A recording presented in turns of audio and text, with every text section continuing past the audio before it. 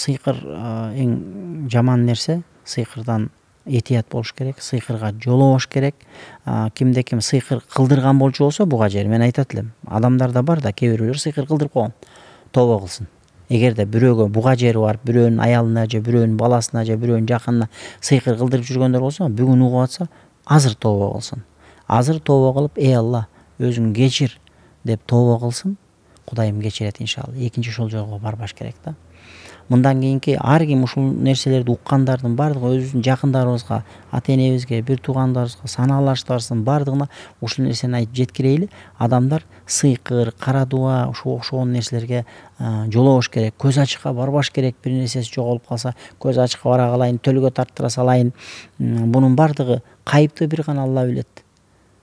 Анан кайыптан бир нерсени айтып атса, анан ага ишенип алып, анан ал туура айтат экен, антет экен, минтет экен десе, бул адамдын ыйманына залакка кетире турган нерсе да. Ошондуктан бунун бардыгы жана айтып келгендей эле ошол өзүбүздүн диний сабаттуулуктун бир аз тайкылыгынан болуп атат да, ээрчип кетип атабыз. Мусулман адам өзү байоо болот экен, бир аз коозураак сүйлөп койсо эле, анан ишеничтүү сүйлөп койсо ээрчи берет экен.